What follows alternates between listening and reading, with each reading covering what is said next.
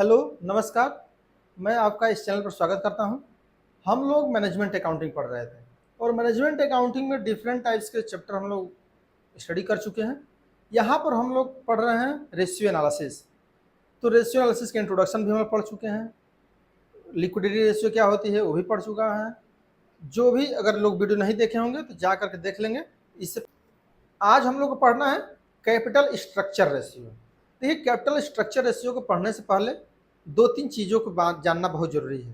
First पर यह है कि कोई भी आप स्ट्रक्चर रेशियो पढ़ते हैं, कोई भी रेशियो, तो जो इसमें फर्स्ट पढ़े थे लास्ट क्लास में, तो ये शॉर्ट टर्म के लिए बताया था। जो लोग वीडियो देखे होंगे वो जानते होंगे शॉर्ट टर्म सॉल्वेंसी थी।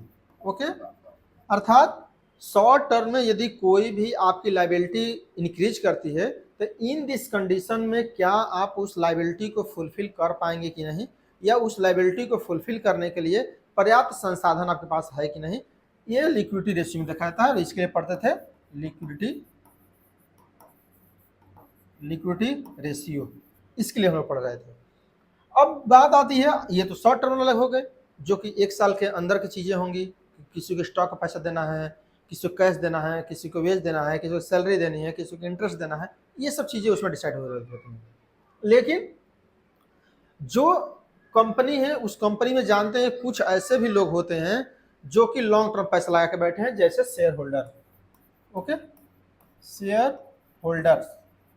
तो जो शेयर होल्डर्स हैं वह शेयर होल्डर्स भी अपना चाहेंगे कि क्या हमारी संपत्ति उतनी है कि नहीं कि हमको पैसा वापस मिल जाए, क्योंकि जानते हैं शेयर होल्डर को पैसा वापस तो नहीं मिलना है। ओके, तो शेयर होल्डर्स को पैसा किस पर डिपेंड करेगा कि क्या उस कंपनी के क्या एसेट्स है, उस कंपनी का कितना एसेट्स है, इस पर डिपेंड करेगा कि हमारे शेयर जो होल्डर हैं, हम लोग हैं, वो पैसा पूरा रिटर्न हो जाए कि नहीं।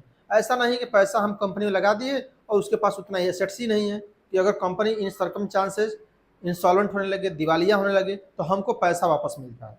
तो जानते हैं ये सब चीज़ें प्रॉब्लम बढ़ सकती हैं, इसलिए ये हम लोग कैपिटल स्ट्रक्चर रेशियो पढ़ते हैं। यहाँ तक चीज़ें क्लियर हो गई। नेक्स्ट एक कॉन्सेप्ट और है, पढ़ने से पहले जानना जरूरी है। नेक्स्ट ये है कि कैपिटल दो तरह से होती है। कैपिटल कंपनी जो भी यूज करती हैं वो टू टाइप से यूज करते हैं। First, fixed cost capital end variant या वेरिएंस या फ्लेक्सिबल कॉस्ट कैपिटल। ये दो प्रकार की चीजें यूज होती हैं, अर्थात ऐसी कैपिटल जिसका कॉस्ट इतना फिक्स है कि उतना ही देना है, चाहे आप उस पूंजी का यूज करिए, चाहे अपने पास रखे रहिए, चाहे जितना ज़्यादा यूज करिए, लेकिन कॉस्ट फिक्स लगी। अब इसमें कौन कौन से आते हैं? Debenture, okay, preference share holder. और प्रीफरेंस शेयर होल्डर अगर परसेंटेज फिक्स है तो जानते हैं कि 7% जब डिवेंचर की जैसा ही होता है। और या तो बैंक का कोई पैसा है लॉन्ग टर्म। ओके, ये सब किस में आएंगे? फिक्स वाले। अगर लॉन्ग टर्म कोई बैंक के लोन ले लिए हैं तो अगर लॉन्ग टर्म कोई बैंक से लोन ले लिए हैं तो आप जानते हैं कि ये भी फिक्स। इसका मतलब क्या है?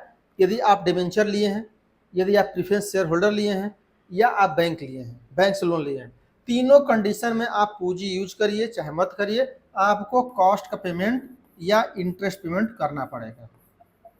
आप जानते ही होंगे कि इंटरेस्ट पेमेंट करना पड़ेगा फर्स्ट। लेकिन इसके साथ एक शेयर होल्डर है, ओके, इक्विटी, पढ़े होंगे आप लोग इक्विटी शेयर होल्डर। तो इक्विटी शेयर होल्डर क्या होता है? रियल कंपनी का ओनर होता है। कंपनी का रियल ओनर कौन होता है? Equity share holder. Okay, equity share holder real company का ओनर है।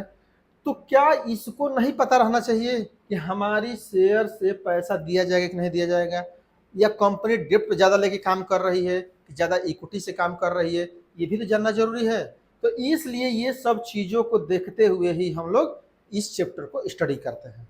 तो कैपिटल स्ट्रक्चर में दो ही चीज़ बात की जाएगी, या तो डेप्ट ले लेंगे कहीं से, ओके, या तो इक्विटी शेयर होल्डर्स। ओके, दो तरीके से होगा। डेब्ट मीन्स क्या समझ रहे होंगे? डेब्ट मीन्स ऐसे समझिए जिसकी कैपिटल की कॉस्ट फिक्स होगी उसको डेब्ट कहा जाता है। और इक्विटी जानते ही हैं कि इक्विटी के संबंध में कहा जाता है एक कहावत कि इक्विटी शेयर होल्डर्स उस गृहिणी के समान होते हैं जो कि घर में खाना स्वयं बनाती हैं, उसका क्या करना है, क्या मिर्च डालना है, कितना मसाला डालना है, क्या होगा क्या नहीं होगा, कितने लोग खाना बनाना है, क्या बनेगा, सब गृहिणी करती है, हाउस वाइफ करती हैं। लेकिन जब खाने की बात आती है, ये प्रेजेंट में लागू नहीं है, ओके, लेकिन ये माना जाता है कि जब बात आती है कि इसको खाने के लिए तो सबको पहले खिला लेती है और उसके बाद बचता है तो वह खाती है, ओके। उसी प्रकार से इक्विटी शेयर होल्डर्स होते हैं कि सब कुछ वही करेंगे, मालिक भी रहेंगे, इक्विटी शेयर सब कुछ करेंगे, लेकिन जब सबको डिस्ट्रीब्यूट हो जाएगा, बैंक रेट, ये टैक्स वो टैक्स सब दिया जाएगा, जो पैसा बचेगा तब जाकर के इक्विटी शेयर होल्डर्स को एज ए डिविडेंड प्राप्त होता है। इसका मतलब क्या है कि इसको भी जानना जरूरी है कि हमारा पैसा पेमेंट हो पाएगा कि नहीं हो पाएगा। डेब्ट वालों को भी पता रहना चाहिए कि हमारा पैसा वापस हो पाएगा कि नहीं हो पाएगा। ये सब चीजें जानना जरूरी है, ओके। तो जानते हैं डेब्ट किस पर डिपेंड कर रहा होगा कि इक्विटी शेयर होल्डर ज्यादा है तो हमको पैसा मिल जाएगा। इक्विटी शेयर किस पर डिपेंड कर रहा होगा? एसेट्स पे, ओके। इसका मतलब कि कंपनी में अगर एसेट्स ज्यादा है तो हमको लास्ट मिल जाएगा, क्योंकि लास्ट में पेमेंट जानते हैं कि इक्विटी शेयर होल्डर को मिलेगा, ओके। अब यहाँ पर चीजें आप समझ गए। अब चलते हैं नेक्स्ट, यहाँ पर देखते हैं टॉपिक को, ओके। देखिए यहाँ पर क्या है, capital structure ratio are also known as gearing ratio और सॉल्वेंसी रेशियो या लेवरेज रेशियो। यहाँ पर देखिए फर्स्ट चीजों को, गियरिंग मीन्स क्या है? डेबिट या डेब्ट और एक इक्विटी। तो मैंने अभी बताया, ये देखिए बेसिकली ये फाइनेंस का टॉपिक है, फाइनेंशियल मैनेजमेंट का। जब फाइनेंशियल मैनेजमेंट पढ़ेंगे तो और कंसेप्ट क्लियर होगा, क्योंकि कैपिटल स्ट्रक्चर का वहाँ चैप्टर ही है, ओके। तो और चीजें बेहतर क्लियर आएंगे, लेकिन ये इतना जानते रहिए कि ये क्या है, फिक्स्ड कॉस्ट कैपिटल है और ये क्या है, फ्लेक्सिबल। हो सकता है किसी वर्ष मिले किसी वर्ष ना मिले। अब आप ये बताइए कि अगर कंपनी कोई भी ज्यादा प्रॉफिट अर्न कर रही है, ओके, तो वो किस में चाहेगी कि ज्यादा पैसा ले? वो चाहेगी डेब्ट में ज्यादा पैसा लें। क्यों ले? क्योंकि यहाँ पर मान लीजिए 10% के अनुसार हमको देना है, तो 10% कैपिटल लेकर के और मैक्सिमम प्रॉफिट अर्न करेगी, और जितना प्रॉफिट बचेगा वो इक्विटी शेयर होल्डर बांट लेंगे या कंपनी अपना नया कोई कंपनी खोलेगी, ओके। अगर कंपनी नुकसान में जाने की संभावना ज्यादा है, अगर कोई कंपनी ऐसी है जो चाहती है कि नुकसान हो जाए, हो सकता है कि लॉस भी हो सकता है कंपनी बंद भी हो जाए, तो इन दिस कंडीशन वो कंपनी क्या चाहिए कि ज्यादा ज्यादा इक्विटी शेयर होल्डर्स ले। क्यों? क्योंकि प्रॉफिट होगा तो प्रॉफिट, नुकसान होगा तो नुकसान, नहीं प्रॉफिट होगा तो नहीं मिलेगा, ओके। लेकिन डेब्ट के साथ ऐसा नहीं है, अगर प्रॉफिट नहीं हो रहा है तो जानते हैं कि अगर 10% देना है तो देना है। इसका मतलब क्या है कि जब ज्यादा प्रॉफिट हो रहा हो तो इसका यूज करेंगे, और कम प्रॉफिट होने की संभावना हो तो आप इसका यूज करेंगे, क्योंकि ऐसा कर देंगे तो एज ए इनवर्स भी हो जाएगा, वर्स वर्सा भी हो जाएगा।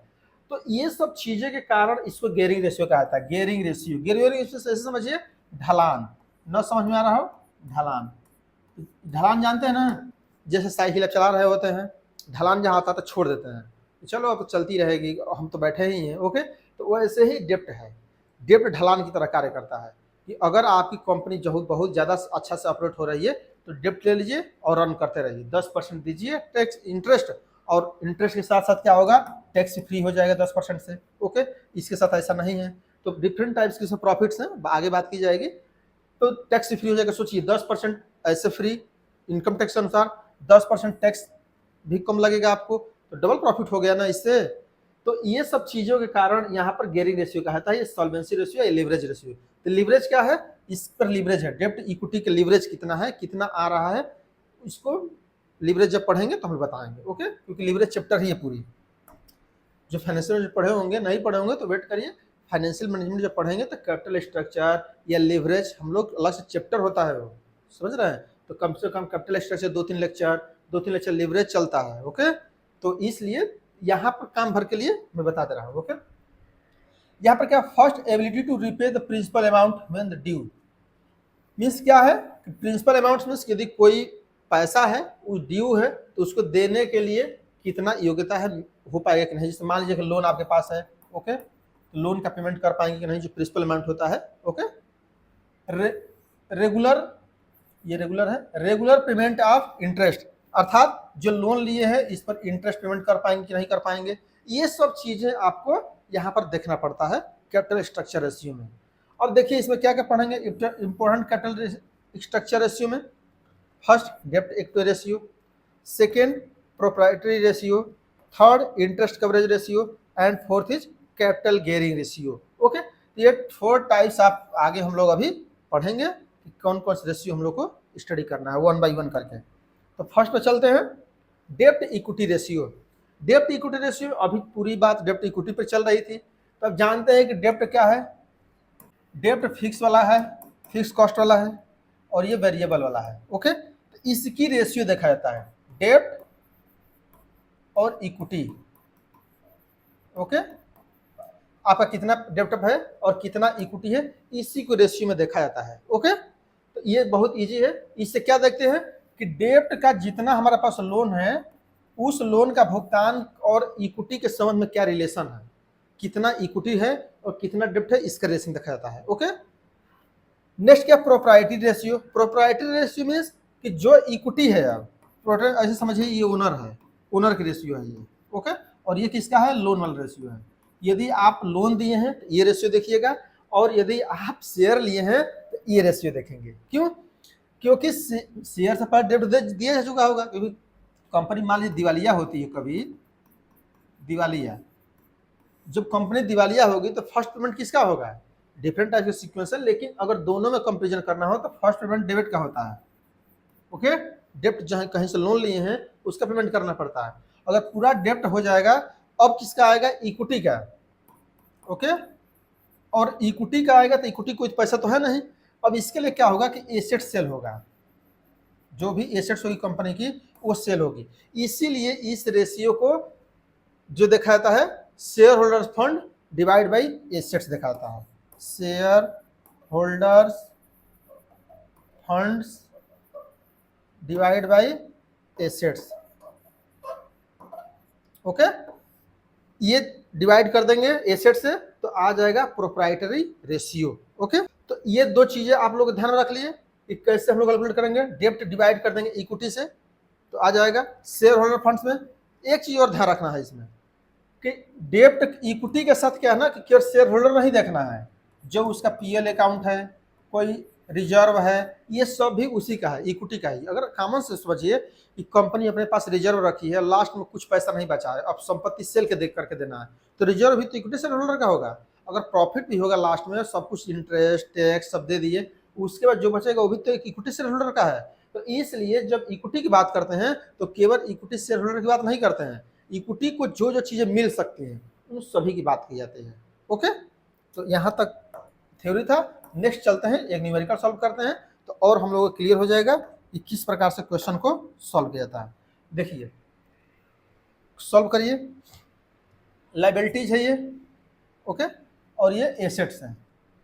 इक्विटी कैपिटल जानते हैं, इक्विटी कैपिटल बताया था, 10% preference capital, general reserve, profit and loss account, 9% debenture, sundry creditors, wage outstandings. तो यहाँ पर क्या ध्यान रखना है, पहला क्वेश्चन सॉल्व करते समय कि जो कैपिटल स्ट्रक्चर रेशियो हम लोग पढ़ते हैं उसमें current assets and current liabilities को ध्यान में नहीं रखा जाता है।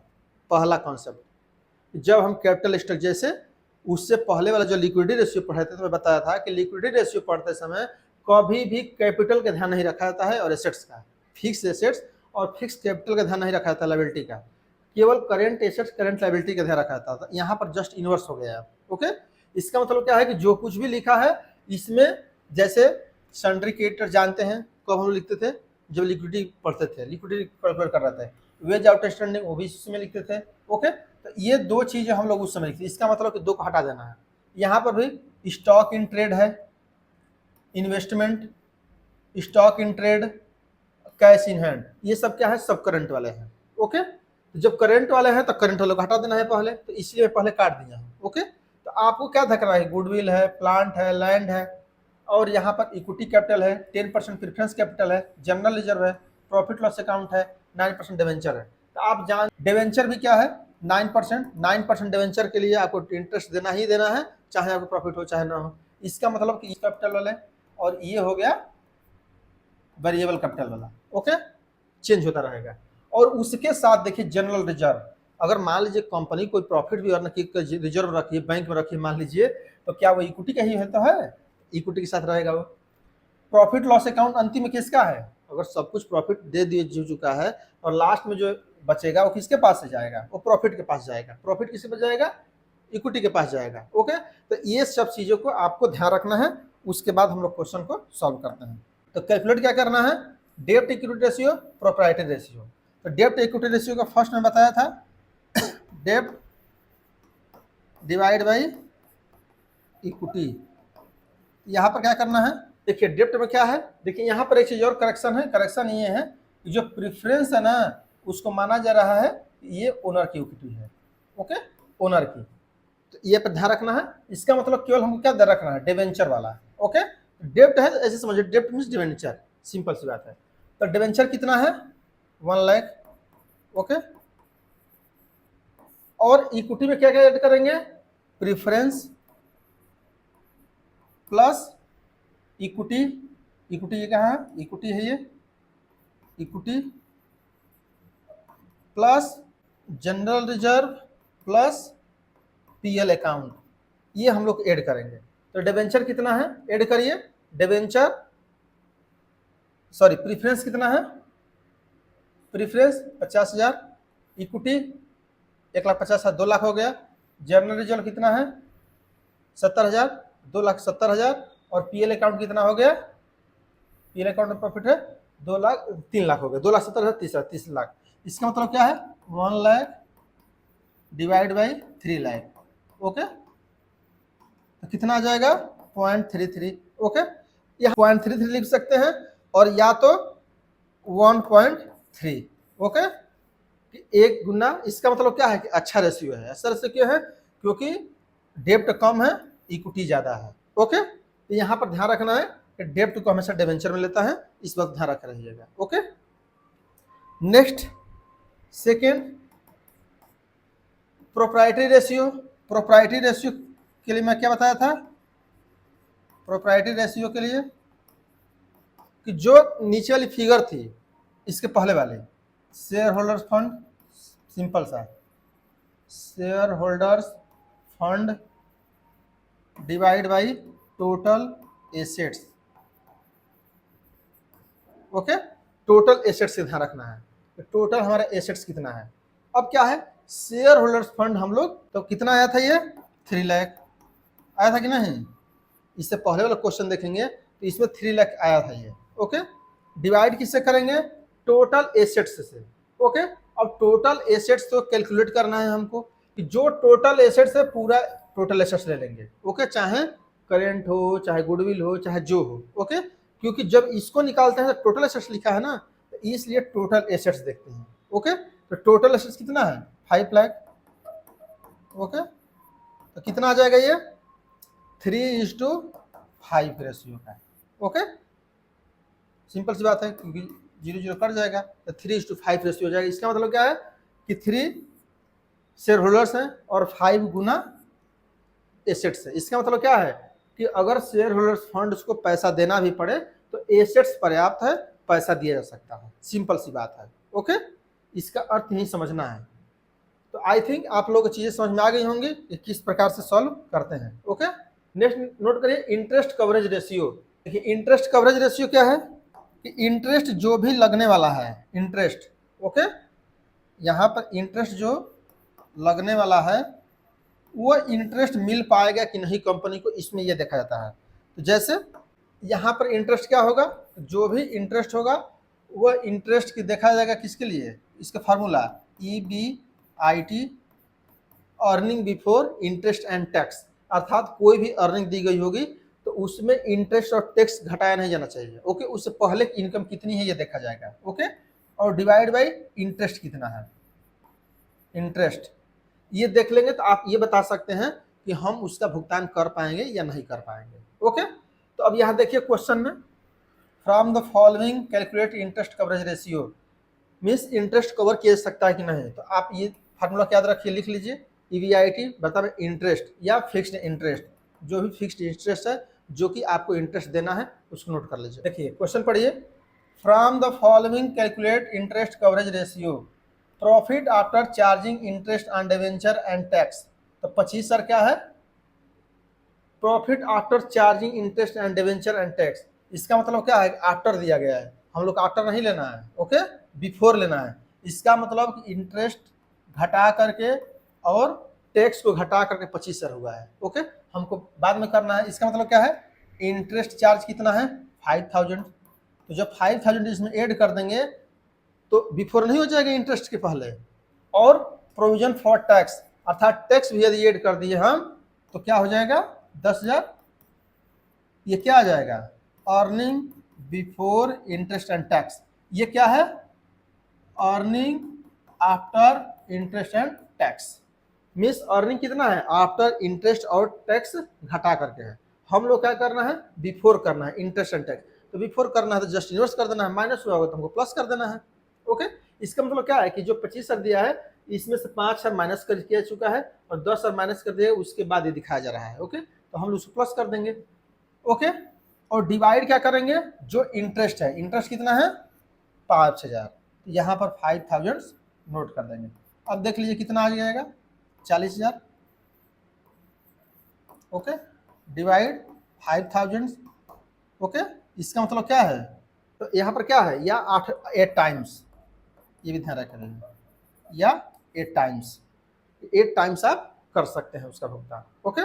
तो इस प्रकार से क्वेश्चन को बहुत इजी है, ओके, ये सॉल्व करना बहुत इजी है, केवल आपको कॉन्सेप्ट ध्यान रखना है कि कब EBIT करना है, कब EAIT करना है, ओके। तो हमको EIT दिया हो तो EIT कर लेंगे, अगर बोलता है यहाँ पर मान लीजिए कि जो आफ्टर दिया है ना यहाँ बिफोर लिख देता है, ओके, तो हम लोग कुछ नहीं करना पड़ता, केवल 25 सर लिख देते और 5000 से डिवाइड कर देते, सिंपल सी बात है।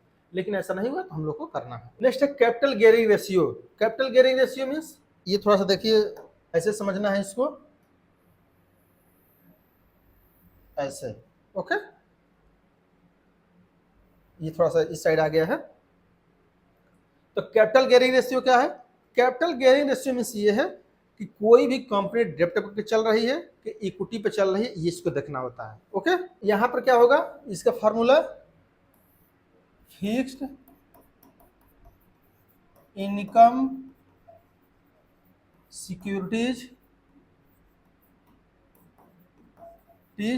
Divide by share holder fund, okay. इसका मतलब कि शेयर होल्डर फंड तो रहना ही चाहिए। फिक्स्ड इनकम सिक्योरिटीज कौन कौन सी हैं, ओके, तो यहाँ पर देखेंगे कि कौन कौन से फिक्स्ड इनकम की सिक्योरिटी है, उनको एक साथ ऐड करेंगे, और फिक्स्ड इनकम और उसके बाद शेयर होल्डर फंड को एक साथ ऐड करेंगे। यहाँ पर क्या करेंगे, जैसे फिक्स्ड इनकम सिक्योरिटीज में कौन कौन सी हैं, जैसे देखिए लॉन्ग टर्म और 6% डिवेंचर। तो 2023 में क्या हो जाएगा, पहले फिक्स्ड में 2,50,000 मीन्स 5 लाख, ओके। कैसे हो गया, फिक्स्ड इनकम सिक्योरिटीज आप जानते हैं कि लॉन्ग टर्म लिए हैं, ये भी देना है, 6% डिवेंचर है, ये भी देना है। तो लोन आप मान लीजिए बैंक से लोन लिए हैं, ओके, तो बैंक से लोन लिया है तो ये तो फिक्स्ड इंटरेस्ट है, और ये तो डिवेंचर तो है ही, तो 5 लाख कर दिए, ओके। और शेयर होल्डर्स फंड क्या है, 2023 के पहले सॉल्व कर रहे हैं, और यहाँ पर दोनों ऐड कर देना, equity share capital and reserve and surplus. तो मैं बताया था कि इक्विटी शेयर का ही रिजर्व और सरप्लस होता है, रिजर्व सरप्लस हो, प्रॉफिट लॉस अकाउंट हो, सभी इक्विटी शेयर होल्डर के साथ होता है, ओके। तो यहाँ पर शेयर होल्डर्स में क्या ऐड कर देंगे, ये दोनों, ओके, 8 लाख, ओके। अब यहाँ पर क्या करेंगे, कर देंगे, ये कितना आ जाएगा 6, या ऐसे करना हो तो 5.8 ऐसे, ओके। नहीं कट रहा है तो 5.8 लिख लीजिए, कोई दिक्कत नहीं है, ओके। तो 5 प्रोपोर्शन ऑफ 8, ओके। तो ये इसका एवरेज आ गया। अब इसको कैलकुलेट करना होगा तो क्या करेंगे, ऊपर 7 लाख,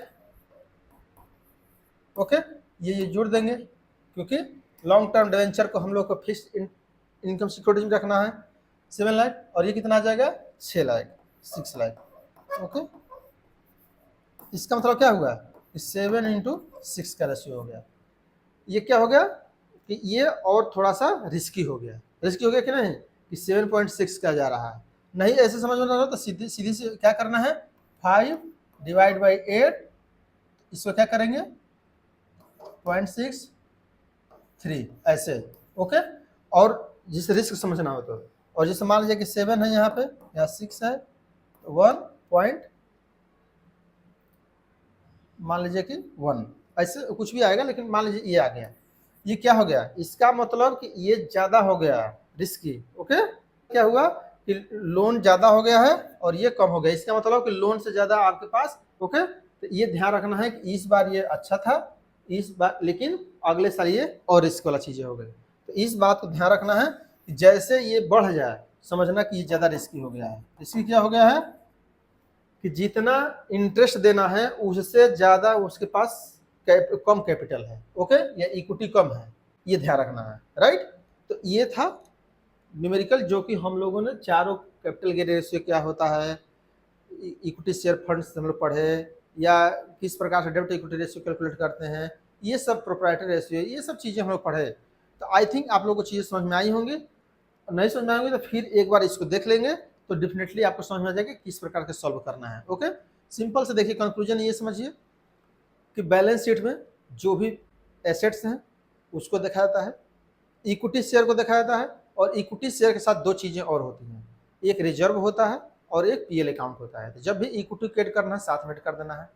और अगर प्रेफरेंस शेयर दिया है तो प्रेफरेंस शेयर मान लीजिए कि इक्विटी में ले लीजिए, लेकिन उसके बाद डिवेंचर को, लोन को हमेशा फिक्स्ड मानना है, ये बैंक का लोन है और ये फिक्स्ड देना है, तो इसलिए इसको फिक्स की तरह देखा जाता है, और चीज़ों को वेरिएबल की तरह देखा जाता है। तो वेरिएबल वाले वेरिएबल को एक साथ, फिक्स वाले के साथ फिक्स वाला, ओके। और सभी का इंटेंशन अलग अलग है। जैसे डेप्ट इक्विटी पढ़े तो वो डेप्ट टेंशन में है कि हमको पैसा मिल पाएगा कि नहीं मिल पाएगा, जो इक्विटी शेयर होल्डर है वो एसेट्स के साथ देख रहा है क्योंकि हमारा एसेट से भुगतान हो पाएगा कि नहीं हो पाएगा। कैपिटल गेयरिंग सोच रहा है कि हमारा लोन जो भी लिया गया है वह लोन पर कंपनी चल रही है, किस फंड पे, इक्विटी पे चल रही है, इसका मतलब क्या है, ये ज़्यादा लोन पे चल रही है। अगर आपसे पूछा जाएगा कि बताइए कि 2024 में जो कंपनी चल रही है उस समय ये कंपनी किस पर चल रही है, तो समझिए कि सबसे ज़्यादा लोन पर चल रही है, ओके, क्योंकि लोन 7 लाख है और आपकी फंड 6 लाख है, इसका मतलब कैपिटल गेयरिंग ज़्यादा हो गया, ओके। तो ये सब चीज़ें ऐसे हम लोग को स्टडी करना होता है और हमेशा ध्यान भी रखना पड़ता है, राइट। तो यहाँ तक वीडियो को समाप्त करते हैं। आई थिंक वीडियो बहुत पसंद आई होगी, यहाँ वीडियो समाप्त करते हैं। Thank you for watching.